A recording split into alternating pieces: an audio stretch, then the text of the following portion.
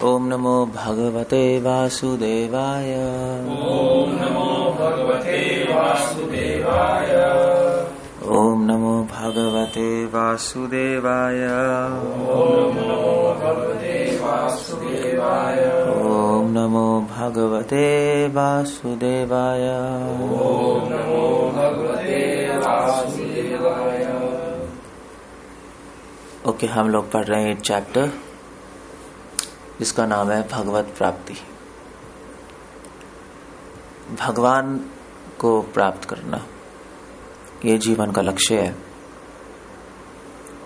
और भगवान किसको प्राप्त होंगे, किसको नहीं होंगे, वो इस अध्याय में भगवान चर्चा कर रहे हैं, क्योंकि हर एक को भगवान प्राप्त नहीं होते। जंगल में अगर आग लगेगी और कोई चिल्लाएगा बचाओ, तो जरूरी नहीं है कि वो बच जाएगा सिर्फ चिल्लाने से। या जैसे बोला जाता है कि अगर स्त्री चिल्लाती रहे तो क्या बच्चा हो जाएगा?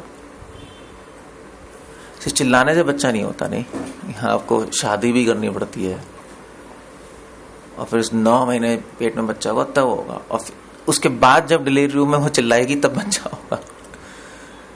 अगर कोई सोचे मैं एक्टिंग करके चिल्ला लूंगी नहीं हो जाएगा, it doesn't happen like that. उसी प्रकार केवल अपने मन से कुछ करने से भगवान की प्राप्ति नहीं होती। एक प्रोसेस है जो भगवान इस अध्याय में बता रहे हैं। बट रूल ये है जो इससे पहले भगवान ने बताया है कि 6ठे श्लोक में कृष्ण बता रहे हैं इस संसार में एक रूल है जो लोगों को नहीं पता, और जो भगवान मिस्ट्री रहस्य यम यम वापि स्मरण भावम तजन्ते कलेवरम तम तमेव इति कौन्ते सदा तद भाव भाविता।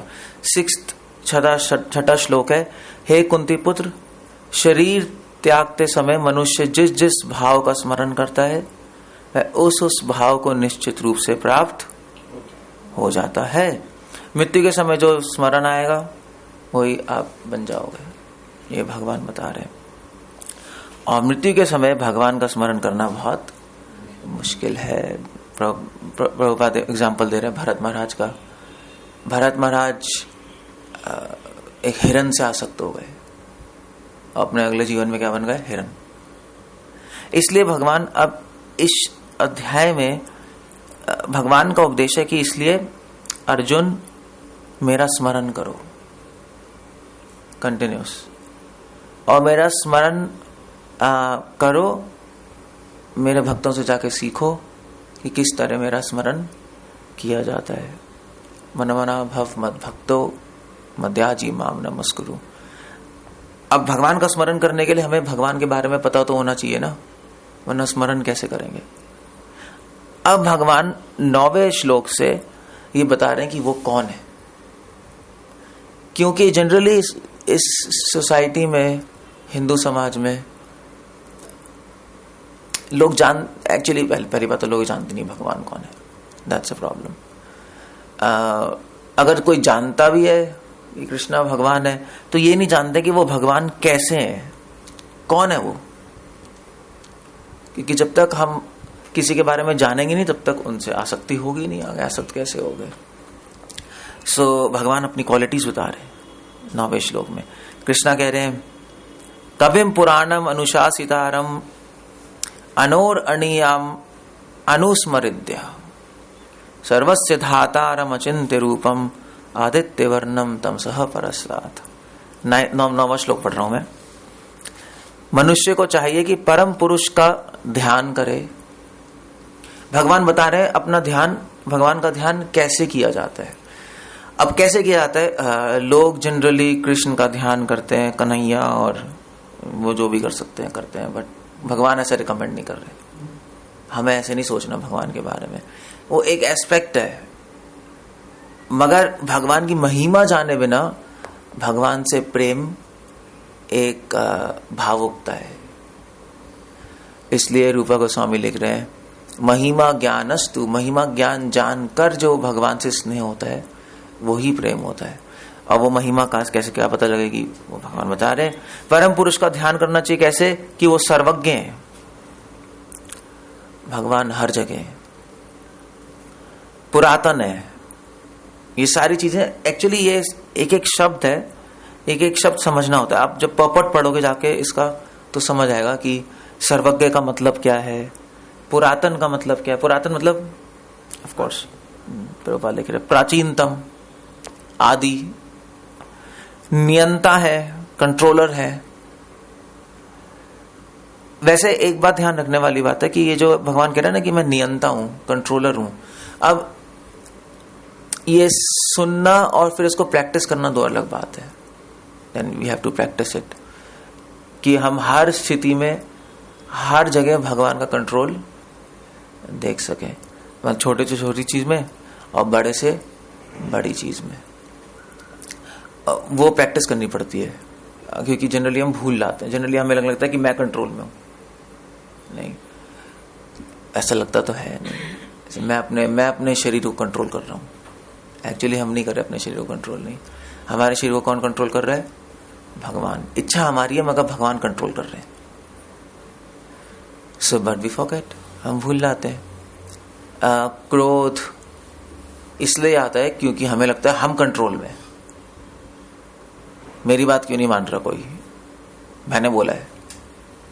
वेल, आप कंट्रोल में नहीं हो क्योंकि कंट्रोल में सब भगवान के चल रहा है, इसलिए एक भक्त को कभी भी क्रोध नहीं आता। That's okay, you know. तो नियंता, भगवान नियंता है, लघुतम से भी लघुतर है, छोटे से भी छोटे हैं, और ऑफकोर्स बड़े से भी बड़े हैं। तो ये कॉशन पॉइंट है।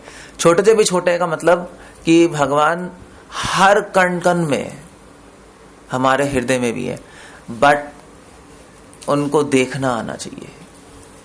अभी दिखाई नहीं दे रहे हमें, किसी को दिखाई दे रहे, नहीं दिखाई दे रहे, बट भगवद गीता के ज्ञान से धीरे धीरे आपको दिखाई देने लगेंगे भगवान हर कण कण में। केवल थ्योरी नहीं रहेगी, ये सिर्फ थ्योरी अलग होती है और प्रैक्टिकल अलग होता है। समस्त भौतिक बुद्धि से परे हैं, दिस इज इंपॉर्टेंट। मतलब अपने मन से हम सोच के भगवान को कभी नहीं समझ पाएंगे जब तक भगवान की सेवा नहीं करेंगे, भगवान का नाम नहीं, मैं कल बता रहा था ना, भगवान का नाम नहीं लेंगे, हम गीता नहीं पढ़ेंगे भक्तों के साथ रहकर, तब तक भगवान को समझना संभव है। इसलिए शास्त्रों में लिखा है कि वो क्या श्लोक है, वो प्रभुपाद बहुत बार कोट करते हैं, नयम आत्मा प्रवचन न लभ्यो न बहु न श्रुते न भा। भगवान को अपनी बुद्धि से कोई नहीं समझ सकता। अगर हम सोचेंगे कि हम लॉजिक से समझ लेंगे, इम्पॉसिबल, क्योंकि लॉजिक भौतिक बुद्धि का काम है। ये एक मिस्ट्री है, क्योंकि जनरली फिलोसोफर्स, स्कॉलर्स वो सोचते हैं हम डिस्कशन करके समझ लेंगे। नहीं हो सकता केवल डिस्कशन करके, क्योंकि डिस्कशन से आप मेटेरियल इंटेलिजेंस सोच रहे हो।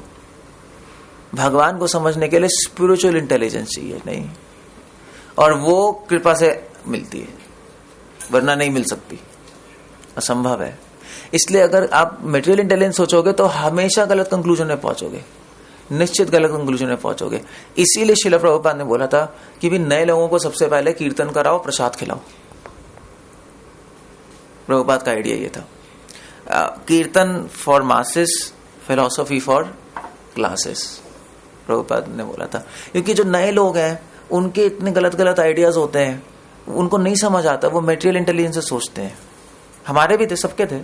तो इसलिए शुरू में भगवान प्रभुपाद ने बोला पहले कीर्तन कराओ उनसे, that's okay, let them chant, Prasad distribution, ये, और उससे शुद्ध होगा माइंड, फिर एक्सेप्ट करने की कैपेसिटी आएगी। वरना मेटेरियल इंटेलिजेंस हमेशा आर्ग्यू करने के मूड में रहती है, ये मेटेरियल इंटेलिजेंस होती है। क्या हो रहा है? मगर स्पिरिचुअल इंटेलिजेंस अलग है, वो एक्सेप्ट करती है चीजें, क्योंकि मोड अलग होते हैं दोनों के, नहीं। सो इसलिए भगवान कह रहे हैं समस्त भौतिक बुद्धि से परे है। ये सारे जो टर्म्स हैं, ये जितने भी भगवान ने डिस्क्रिप्शन दिए, वेदों में भगवान की डिस्क्रिप्शन ऐसे चल रही है। भगवान का एक और नाम है अधोक्षज। इसका मतलब क्या, किसी को पता है क्या मतलब है?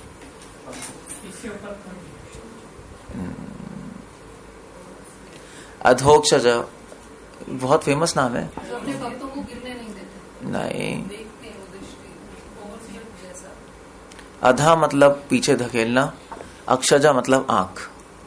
अगर आप भगवान को अपने आंखों से देखना चाहोगे, अपनी बुद्धि से समझना चाहोगे, तो भगवान आपको पीछे धकेल देंगे। नो, नहीं हो सकता। अगर मेरे भक्तों के थ्रू नहीं आओगे, सो गेट लॉस्ट। तुम नहीं समझ सकते मुझे। ये बहुत फेमस टर्म है भागवतम का, अधोक्षजा।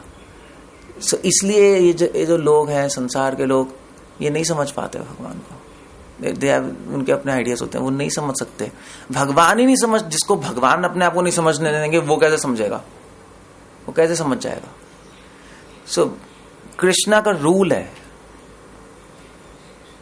मेरे भक्तों के थ्रू आना जरूरी है। 434 सबको पता है कौन सा श्लोक है? तद्विद्धि प्रणिपाते न परिप्रश्ने न सेवया उपदेक्षन्ति ते ज्ञानम ज्ञानेन तत्त्वदर्शिनः। कि मेरे कि भगवान कह रहे हैं कि मेरे भक्तों के पास जाओ, जिसके पास नॉलेज है, उनसे सुनो, उनकी सेवा करो। सिर्फ आप स्कॉलरली तरीके से नहीं सुन सकते।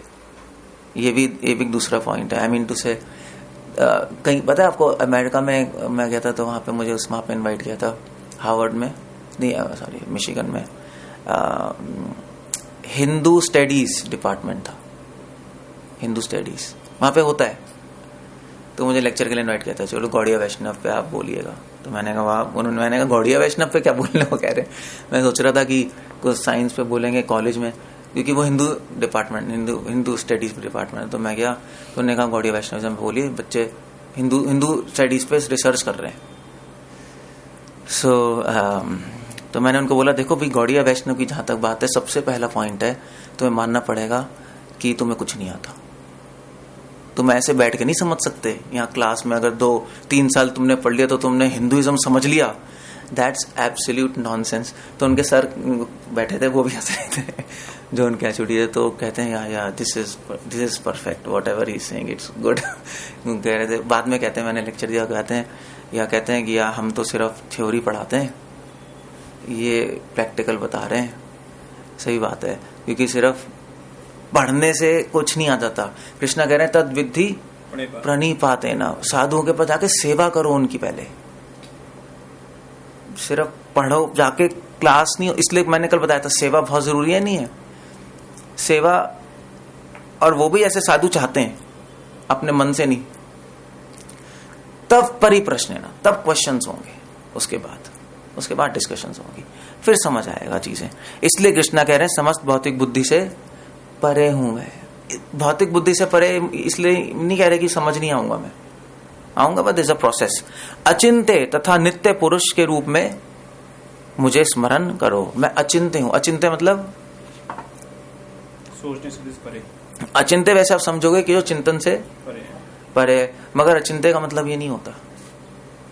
अचिंत्य का मतलब होता है जिसके गुण विरोधी हैं।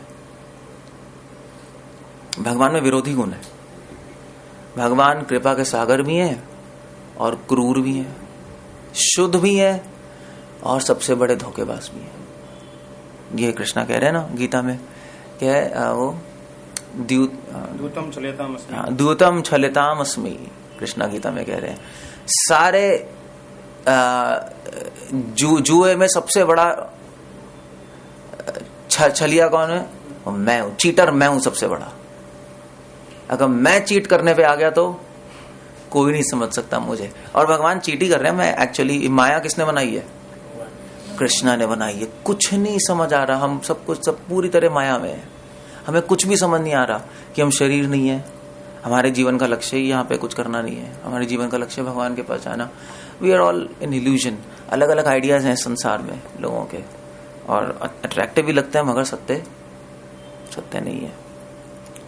सो कृष्णा कह रहे हैं वह सूर्य के भांति तेज। वैसे प्रभुपाद यहाँ पे लिख रहे हैं चिंता का मतलब, प्रभुपाद वैसे लिख रहे हैं ईश्वर की शक्ति हमारे कल्याण कल्पना या विचार की शक्ति से परे है, इसे अचिंत्य कहा जाता है।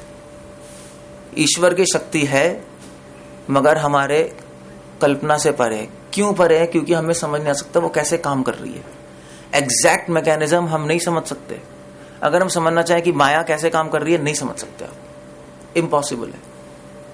क्योंकि माया का मतलब ही होता है संस्कृत में, माया शब्द का मतलब पता है क्या होता है किसी को? माया शब्द, हाँ, माया जो नहीं है। वैसे तो ये भी मतलब है, माया मतलब नहीं, यह मतलब जो नहीं है। माया मतलब जो नहीं है, उसी को जब हम समझते हैं कि ये सही है तो इसका मतलब हम माया में। जब हमें लगता है कि ये सही है, मैं कन्विंस्ड हूं, मगर एक्चुअली जो साधु और भगवान को नजर आ रहा है कि ये तो ऐसा नहीं है, उसको कहते हैं माया। माया का वो ऐसा क्यों होता है? क्योंकि माया का मतलब होता है मियते अन्य इति माया। माया का मतलब है कि जो चीज स्पेस और टाइम में बाउंड है, लिमिटेड है, उसको कहते हैं माया। हमारे विचार बहुत लिमिटेड है, बहुत छोटे हैं, हम अपनी दृष्टि से सोचते हैं, इसलिए हमें चीजें समझ नहीं आती, उसको माया कहते हैं। तो इसलिए भगवान कह रहे हैं यहाँ पर, उसके बाद कह रहे हैं वह सूर्य की भांति तेजवान है, क्योंकि भगवान सूर्य की तरह है। तो ये भी एग्जाम्पल दिया आता है भागवतम में। जो माया में व्यक्ति है उसमें क्या होता है? सबसे इंपॉर्टेंट है अहंकार, है नहीं? तो एग्जाम्पल दिया जाता है, जैसे सूरज पानी, समुद्र से पानी लेता है, खींचता है, और उससे क्या बनाता है? बादल। अब वो बादल क्या करते हैं? वो बादल जब आ जाते हैं आसमान में तो हम लोग सूर्य को नहीं देख पाते, वो बादल हमारी दृष्टि को रोक देते हैं। और फिर धीरे धीरे जब सूरज बहुत तेज हो जाता है तो उन्हीं बादल को फिर एवेपोरेट करता है और फिर उससे बारिश हो जाती है। तो सूरज ने बादल को बनाया और उस बादल ने हमारी दृष्टि को ढका, और फिर उसी बादल को सूरज ने हटा दिया। तो ऐसे ही भगवान अहंकार बनाते हैं और उस अहंकार के कारण हम भगवान को नहीं देख पाते। और फिर मगर जो भगवान की भक्ति करता है, उसी अहंकार को हटाने वाले कौन है? भगवान ही है। भगवान ही अहंकार को बनाते हैं, हम उसमें फंस जाते हैं, और भगवान ही फिर अहंकार को हटा देते हैं। मगर पॉइंट ये है कि इससे हम कंक्लूजन ये नहीं निकाल सकते कि भगवान ने हमें फंसा दिया, नहीं, मतलब दैट्स नॉट द कंक्लूजन। भगवान ने शरीर बनाया, भगवान ने संसार बनाया, भगवान ने अहंकार बनाया है, तो देखो अब हम ऐसे हैं। तो जब समय आएगा तब हम भक्ति करेंगे। लोगों का आइडिया ये होता है, नहीं, इससे कंक्लूजन नहीं निकालना चाहिए। हम माया में क्यों है? भगवान की मर्जी से। माया से बाहर कैसे नहीं लगेंगे? जब मर्जी होगी। ये प्रॉपर अंडरस्टैंडिंग नहीं है। हम माया में क्यों है? बाय द वे क्यों पढ़े हैं यहाँ पे पढ़े क्यों हैं हम? प्रॉब्लम हमारी है, क्योंकि हमारी इच्छा थी यहाँ पे आने की। भगवान ने कहा भाई जाओ। अब यहाँ पे भगवान ने हमारे लिए, अब हम यहाँ पे हम भगवान बनना चाहते थे। एक्चुअली आइडिया ये, हम भगवान बनना चाहते हैं। अब मानो ना मानो, हम सब भगवान ही बनना चाहते हैं। कृष्णा तो गीता में ही कह रहे हैं, सब भगवान बनना चाहते तो आपको भूलना भी तो पड़ेगा कि आप दास हो, वरना कैसे बनोगे? तो भगवान ने अहंकार बना दिया। चलो ठीक है, अहंकार से हमें भगवान और हमारे बीच में अहंकार आ गया, हमें भगवान दिखाई नहीं दे रहे।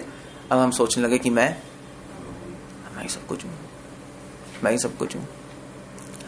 और मगर जब हम धीरे धीरे भक्ति करेंगे तो फिर भगवान वो अहंकार हटाएंगे, तब समझ आने लगेगा ओ यार एक्चुअली मैं भगवान का दास हूं, ये मेरी सिचुएशन है और मेरी जगह यहाँ पर रहने के लिए, ये संसार जगह नहीं है रहने के लिए, हमें वापस भगवान के पास जाना है। वो पॉइंट आ जाएगा अभी। अब इसके बाद कृष्णा 10वें श्लोक में बता रहे हैं कि कुछ योगी होते हैं। भगवान बता रहे हैं ना कि मुझे कौन प्राप्त करता है? मृत्यु के समय जो याद करेगा मुझे प्राप्त करेगा। अब पॉइंट ये है कि हर आदमी याद नहीं कर सकता मृत्यु के समय। मृत्यु के समय अपने आप को याद कर लो, बहुत बड़ी बात है, सब कुछ भूल जाओगे। बिकॉज बहुत पेन होता है ना। सांस अभी करके देख लो, सांस रोक लो, क्या हर एक कुछ याद रहेगा? कुछ ये पर एक ही चीज याद रहेगी, सांस किसी तरह आ जाए। अभी नहीं कर सकते तो उस टाइम तो असली में सांस रुकेगी।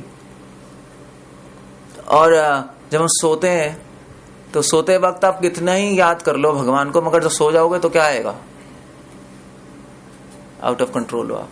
सपने जैसे आएंगे वो आएंगे, सपने आपके आउट ऑफ कंट्रोल हैं। उसी प्रकार जब मरेंगे तो माइंड हमारे कंट्रोल के बाहर हो जाएगा। फिर जो सोचेगा वो सोचेगा, जो आपने पूरी लाइफ किया है वो सब आएगा आपके माइंड में, अच्छा बुरा सब कुछ आएगा, और जिस चीज से आ सकते हो वहां पे चले जाओगे। ये आपकी लाइफ चलेगी इस तरह। इसलिए क्या करते हैं कुछ लोग, कृष्णा कह रहे हैं 10वें श्लोक में, मृत्यु के समय जो व्यक्ति अपने प्राण को बाहों के मध्य स्थिर कर लेता है। कुछ योगी इसलिए प्रैक्टिस करते हैं, योगिक प्रोसेस पूरी लाइफ प्रैक्टिस करते हैं। You need a lot of practice every day. तो योगी लोग क्या करते हैं, उनको पता है भी यह बहुत मुश्किल है तो करना, तो क्या करते हैं, मृत्यु के समय वो अपने प्राणों को अपने भाव के मध्य में स्थिर कर लेते हैं।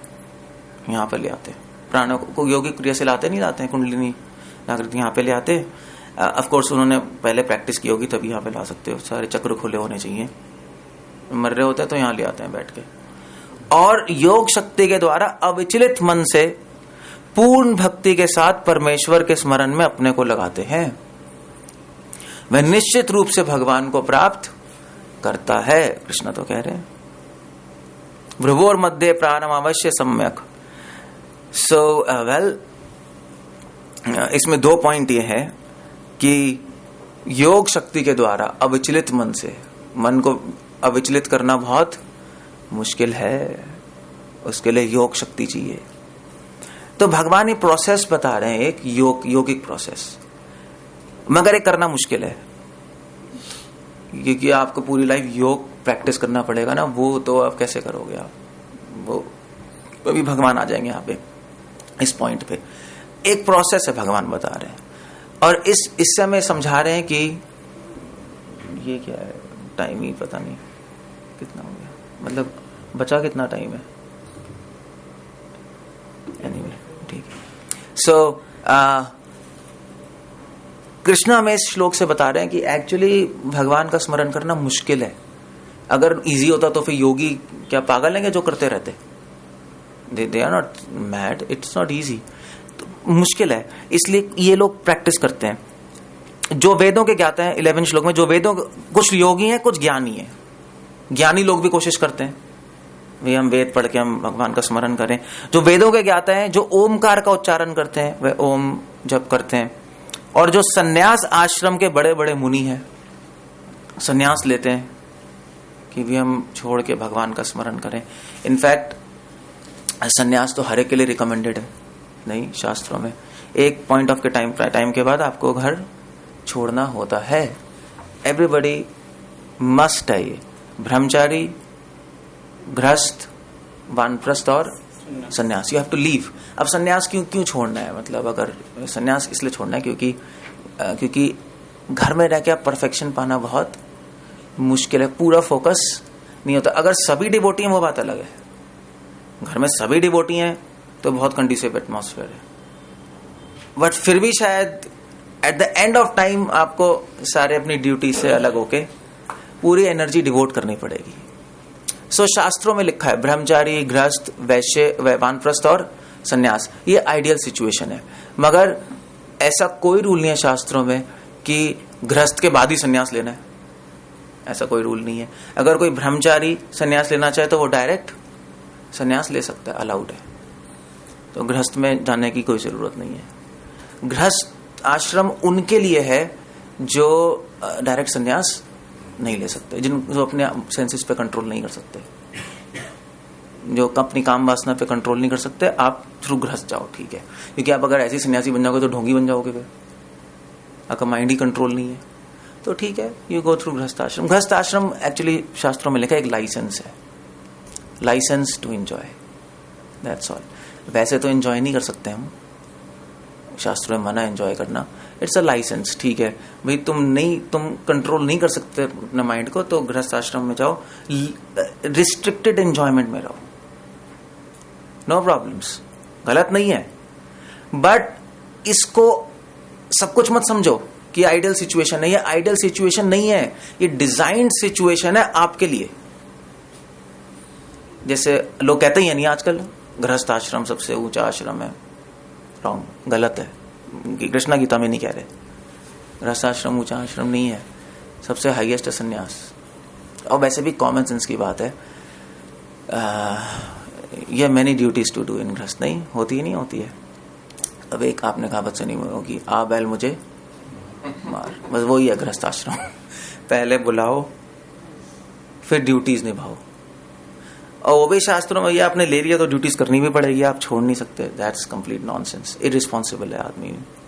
सो ड्यूटीज बनाई इसलिए गई हैं कि भैया कि उसको ये कन्विक्शन आ जाए कि इतनी सी एंजॉयमेंट के लिए इतनी बड़ी प्रॉब्लम,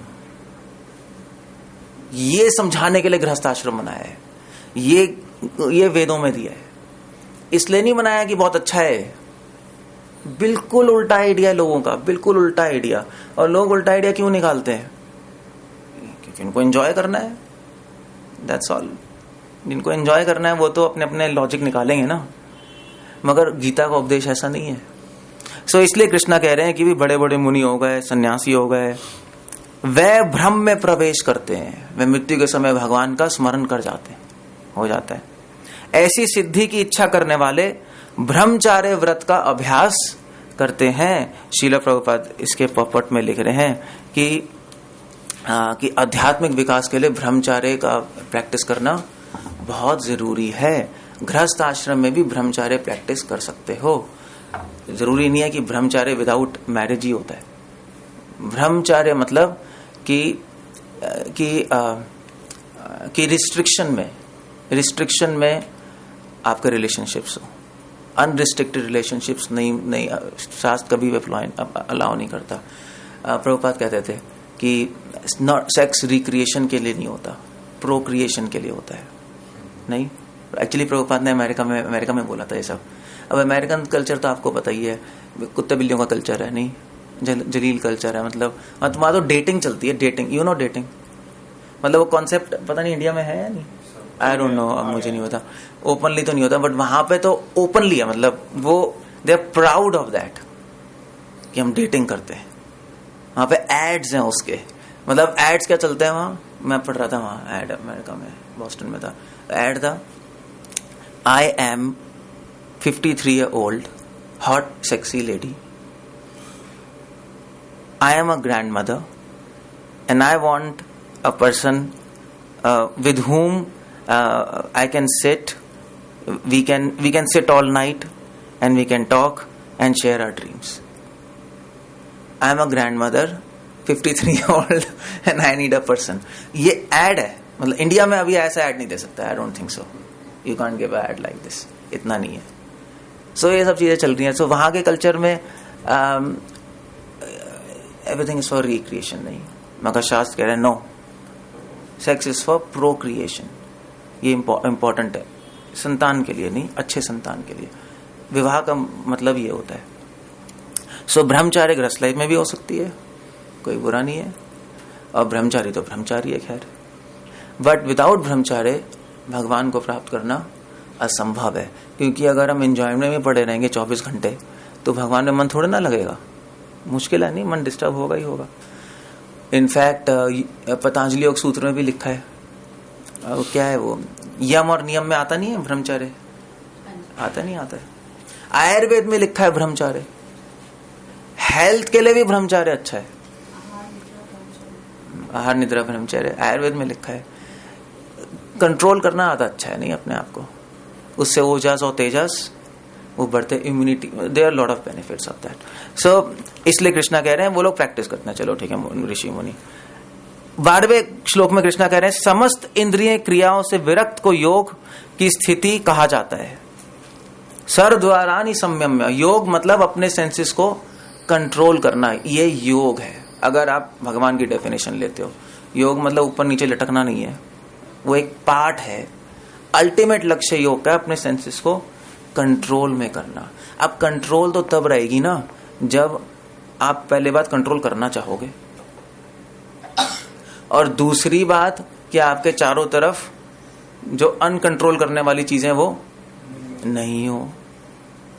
इसलिए डिवोटीज और योगीज जो हैं वो संसारी चीजें कम रखते हैं अपने पास। That's very important. जैसे हमारे यहाँ पे टीवी है, नहीं है। क्यों नहीं है? क्योंकि वेल डिस्ट्रैक्शन है, नहीं है, डिस्ट्रैक्शन है। वैसे हम किसी डिवोटीज के यहाँ आते हैं तो हमसे कुछ डिवोटीज कहते हैं देखिए प्रभु जी हमारा टीवी नहीं है। ऑफ कोर्स टीवी है, केबल है, सो यू कांट, उसमें फंस जाओगे आप। So good. मुझे तो अच्छा तुम्हारा लैपटॉप है और उसमें इंटरनेट है 24 घंटे, वो तो है। सो दैट्स इक्वली, मतलब वो कोई बड़े, वो तो उसने उसी से रिप्लेस कर दिया। सो ये चीजें हो सकती हैं, but you have to be careful. बहुत केयरफुल होना पड़ता है क्योंकि ये चीजें अपनी तरफ खींच लेती है। आप एक देखने बैठोगे, देखते ही रह जाओगे, टाइम वेस्ट होगा। सो इसलिए जो योगी हैं और जो डिवोटीज हैं वो केयरफुल रहते हैं, वो अननेसेसरी संग्रह नहीं करते रहते चीजों का। You have to be careful in that. कम से कम चीज रखो, टू द नेसेसरी, और उतना काम करो जितना जरूरी है लाइफ में। अदरवाइज फंस जाओगे। इस संसार में फंसना बहुत आसान है, बहुत आसान है, क्योंकि संसार डिजाइंड ही आपको फंसाने के लिए। जो संसार डिजाइंड ही फंसाने के लिए, आप फंसोगे नहीं। भगवान ने डिजाइन ही ऐसे किया है। सो इसलिए योगीजन विरक्त रहते हैं, और इसी को योग स्थिति कहा जाता है। इंद्रियों के समस्त द्वारों को बंद करके और मन को हृदय में और प्राण वायु को सिर पर केंद्रीय करके मनुष्य अपने को योग में स्थापित कर सकता है। ये एक प्रोसेस है। और ऐसा लोग क्या करते हैं, योगी लोग इस योग अभ्यास में स्थित होकर तथा अक्षरों के परम संयोग यानी ओमकार का उच्चारण करते हुए यदि कोई भगवान का चिंतन करता है और अपने शरीर का त्याग करता है तो वह निश्चित रूप से आध्यात्मिक लोकों को जाता है। अब अर्जुन ने कहा भैया भगवान ये तो इम्पॉसिबल है, ये नहीं कर सकते, मतलब ऑलमोस्ट इम्पॉसिबल लग रहा है, क्योंकि आपको योग करना है, आंख बंद करनी है और पूरे लाइफ प्रैक्टिस करनी है, ओम बोलना है, और how do you do that? अब भगवान कहने ठीक है, मैंने योगियों की बात की, ज्ञानियों की बात की। तीसरी कैटेगरी है मेरे भक्त। मेरे भक्त क्या करते हैं?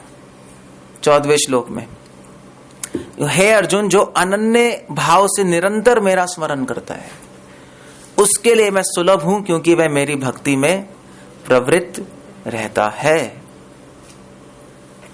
भगवान कह रहे हैं कि जो निरंतर मेरा स्मरण करते हैं, निरंतर मतलब निरंतर मतलब आप ये नहीं कह सकते 10 मिनट, वो हमारी थोड़ी, हम चाहते हैं नहीं कि भगवान कर दें इसको, बट कृष्णा कह रहे हैं निरंतर सततम, जो मेरा स्मरण करता है उसके लिए मैं बहुत सुलभ हूं। निरंतर स्मरण करता हूं। मैं कल बता रहा था स्मरण का मतलब क्या होता है। स्मरण मतलब कोई कल्पना नहीं है। स्मरण मतलब कि जो भगवान का नाम लेगा रेगुलरली उसको भगवान अपना स्मरण कराएंगे। जो प्रैक्टिस करेगा, डिवोटी का संग करेगा, स्मरण कर नहीं सकते आप, स्मरण होता है। भगवान स्मरण कराते हैं और उसको कराते हैं जो प्रैक्टिस करता है। भगवान जिस तरह गीता में बता रहे हैं वो प्रैक्टिस करोगे तो धीरे धीरे जब मन शुद्ध होगा तो शुद्ध मन में अपने आप स्मरण होगा। श्रीमद् भागवतम कह रही है, नहीं कह रही है? वो क्या श्लोक है? एवं प्रसन्न मनसो भगवत भक्ति योगता, कि जब हम भक्ति करेंगे, नाम लेंगे, धीरे धीरे प्रैक्टिस करेंगे, हृदय शुद्ध होगा। शुद्ध हृदय में भगवान की रूप लीला गुण अपने आप प्रकट होने लगेगी। जब तक काम वासना है, क्रोध है, तब तक नहीं हो सकता स्मरण पूरी तरह। It's impossible. जब तक इच्छाएं हैं इस संसार के लिए नहीं हो सकता। वो कहते नहीं है या तो राम या काम, है नहीं कहावत है, नहीं है? क्या कहते हैं? जहां काम वहां नहीं राम, ये भी कहा जाता है। जहां इच्छाएं हैं वहां फिर राम नहीं होते। इसलिए डिवोटीज लीस्ट इंटरेस्टेड है इस संसार में। आप भक्ति करोगे ना, आपका इंटरेस्ट कम हो जाएगा, अपने आप हो जाएगा कम। आई थिंक सब जो भक्ति कर रहे हैं सबको पता ही है, नेचुरली हो जाता है। आप ज्यादा इंटरेस्टेड नहीं रहोगे ज्यादा चीजों में, तो अच्छा साइन है, क्योंकि भगवान की भक्ति करने से धीरे धीरे इच्छाएं कम हो जाती हैं। एक डिवोटी थे हमारे, वो डिवोशन करते थे, तो उनका इंटरेस्ट इतना कम हो गया तो उन्होंने कहा यार कहीं कोई प्रॉब्लम तो नहीं हो गई मुझे। और सीरियसली मेरा इंटरेस्ट ही नहीं रहा अब तो, ना पार्टीज में जाने का, ना कोई चीजें खरीदने का, ना बाहर की चीजें खाने का। तो नए थे। अब भगवान के नाम में तो शक्ति है ही, अगर प्रोसेस फॉलो करोगे तो शक्ति है, वरना बहु नाम जन्मा नाम अंते ज्ञान, सॉरी क्या है वो, बहु जन्म यदि करे श्रवण कीर्तन तबु ना पाए कृष्ण प्रेम दम, वरना करोड़ों जन्मों तक भी नाम लेते रहो कुछ नहीं होगा। ये भी शास्त्रों में लिखा है, अगर नाम प्रॉपर प्रोसेस से नहीं लो तो प्रोसेस फॉलो कर रहे हैं हमारा, तो इच्छा कम हो गई। तो उन्होंने कहा यार कोई प्रॉब्लम तो नहीं हो गई कुछ।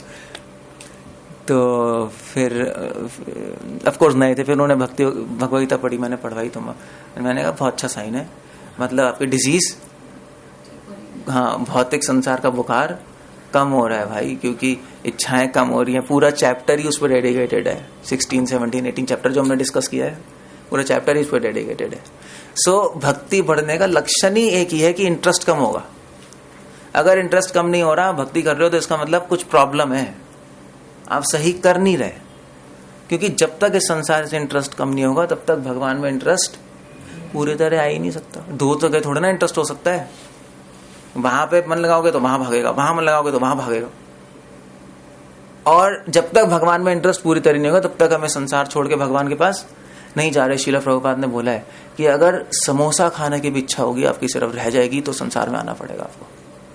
समोसा खाने के लिए जन्म लोगे आप, आपकी सारी इच्छाएं खत्म हो गई, बस आपको एक इच्छा बची है समोसा खाने की, आपका जन्म होगा, वापस आएगा। आप देख लो अभी कितनी इच्छाएं, खुद ही चेक कर लो। आप चीटिंग नहीं कर सकते अपने आप को, नोबडी कैन चीट। क्या क्या इच्छा है हमारी, अच्छा तो अपने आप आती है ना अंदर से, ये मन कर रहा है वो मन कर रहा है, तो 24 घंटे आती रहती, ठीक है आ जाओ, वापस आना पड़ेगा आपको।